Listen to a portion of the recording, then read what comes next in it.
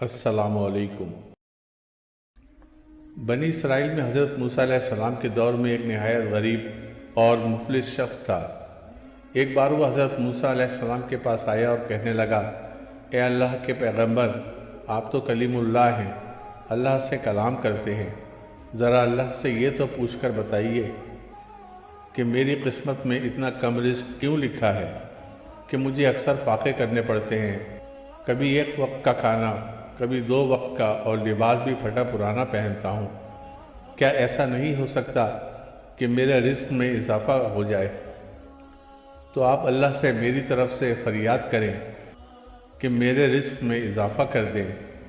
تو موسیٰ علیہ السلام نے پہاڑ پہ جا کر اللہ کو پکارا کہ یا اللہ، فلاں شخص جو بہت غریب ہے، اس نے پوچھا ہے کہ اس کا رزق اتنا کم کیوں ہے؟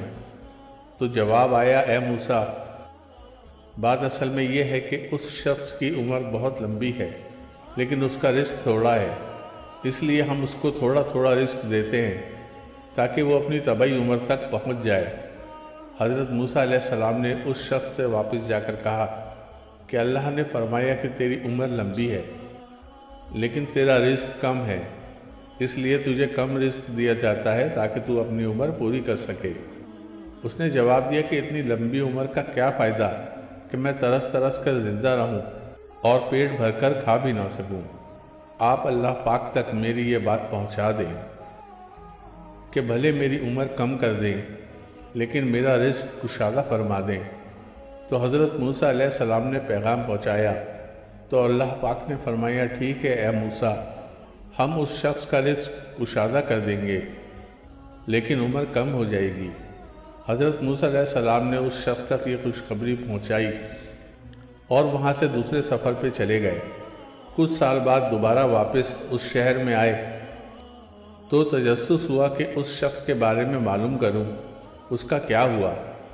جب اس کے گھر پہنچے تو دیکھا بوسیدہ گھر کی جگہ ایک محل کھڑا ہے، دسترخوان بچھے ہیں اور لوگ وہاں کھانا کھا رہے ہیں، اور وہی شخص عمدہ لباس فاخرہ پہنے تخت پہ بیٹھا ہے۔ تو ان کو بہت حیرت ہوئی کہ اس شخص کی عمر تو کم کر دی گئی تھی لیکن یہ تو اب تک زندہ بھی ہے اور امیر بھی ہو چکا ہے۔ جب آپ اللہ سے ہم کلام ہوئے تو پوچھا، یا اللہ، اس مفلس شخص کی زندگی تو کم کر دی گئی تھی تو وہ اب تک زندہ کیسے ہے؟